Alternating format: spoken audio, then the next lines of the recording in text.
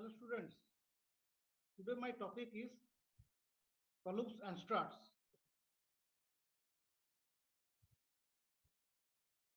The columns and struts are the structures which carry the compressive loads across the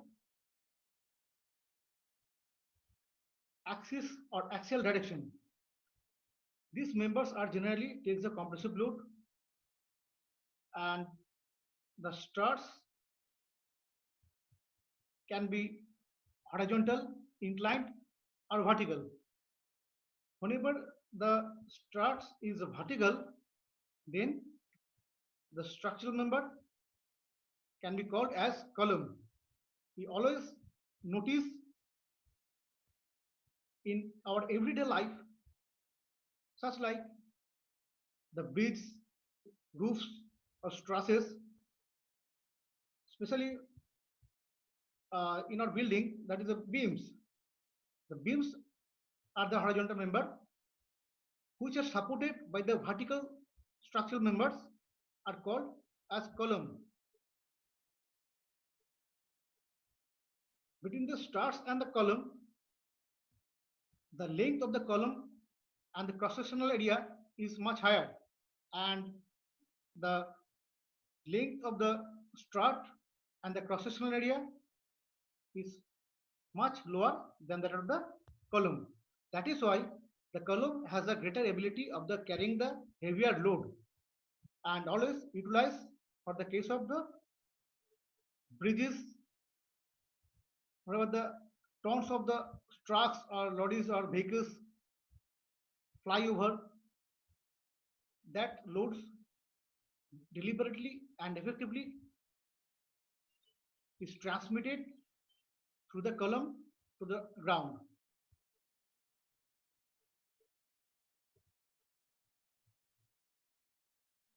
Why we provide column? For the case of the building and any structural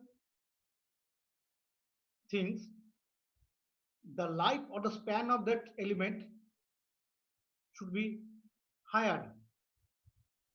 To increase the life span of that element, such like buildings, housings, roofs, etc., the supporting elements should be made of in such ingredients or components and should be with such dimensions or structure such that the buildings, roofs and bridges can sustain the longer period of life in its service period. Primarily, columns carry the axial loads and therefore are designed for compression. Other loads from snow, wind or other horizontal forces can cause the bending in the column. Actually, columns are two types: short column and long column.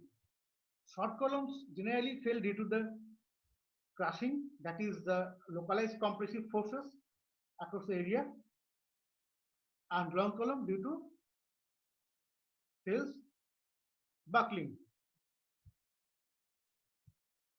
And the deflection and the buckling is not the good sign of the columns.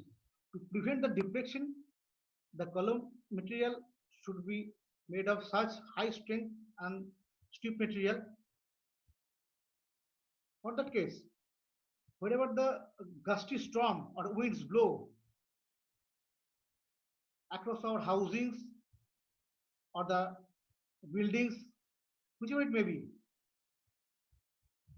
under the action of the wind forces and thrust forces, the columns should not be deflected to a greater extent. That is a function of the column, which stands vertically and upwards, stand vertically and supports the member like beams, and such that the roofs and the bridges does not get too much damage or other detrimental effects. Columns then need to be designed for the axial load and bending. Always the axial load and bending and the calculation of the bending stress and the axial load, that is crippling load, should be calculated. Load carrying capacity for a compression member depends not only on its cross-sectional area but also on its length and manner in which the ends of a column are held.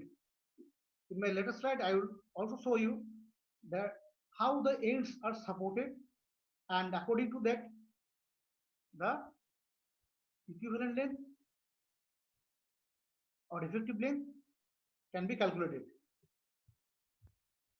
These are differences between the column and strut. A vertical member subjected to axial compressive load like pillars, already said that vertical member is called the column, and inclined member subjected to axial compressive load is called the strut. Critical or crippling load or buckling load, the load at which buckling starts fail due to buckling, but column generally fails due to compression. The slenderness ratio for the case of column is low and that of the strut is higher. This is the example of the struts.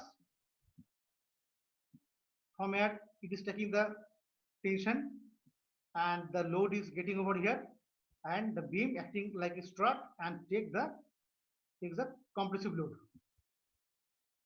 These are struts, you can see.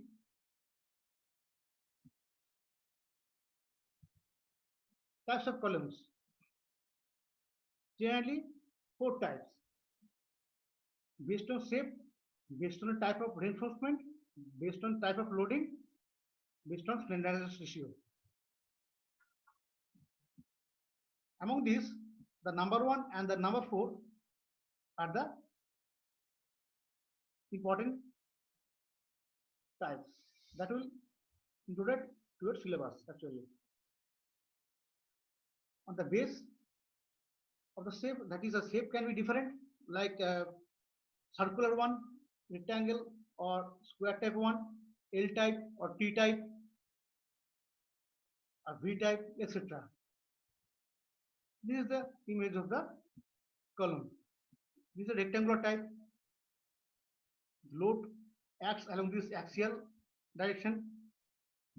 This is circular type. This is the Y type. For the case of railway bridge over the river, this is the arc type with the Y shape. This is the end conditions of the member, how the bending occurs.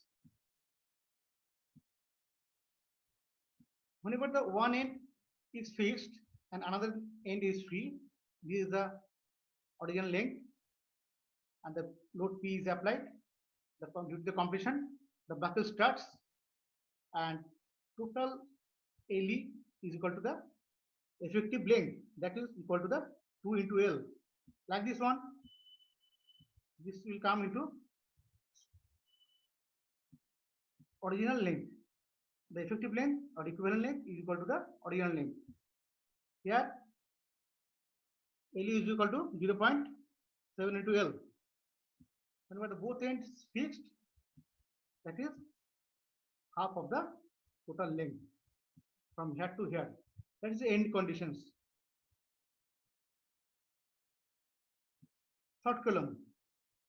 If the ratio of the effective length of the column to the least lateral dimensions is less than 12, it is called the short column. Short column generally fails due to the crushing, localized compressive load force. Long column. Whenever the ratio of the effective length of the column to the least lateral dimension exceeds 12, more than 12, it is called the long column. It is generally failed due to the buckling load. Euler's theory. The column is initially straight. The cross section is uniform throughout. The line of thrust coincides exactly with the axis of the column. The material is homogeneous, that is the each particle throughout the section is the same and with the same physical and mechanical property. Isotropic, that means in every direction the properties are the same. Last one, the shortening of the column due to the axial compression is negligible. This is the critical stress. Load by area you all know, and this is the load, and it is equal to the pi square EI by L square. P is equal to, and putting the values, relevant values, we get the value of slenderness ratio is LE by K square. K is radius of gyration. It's the distance from a neutral axis.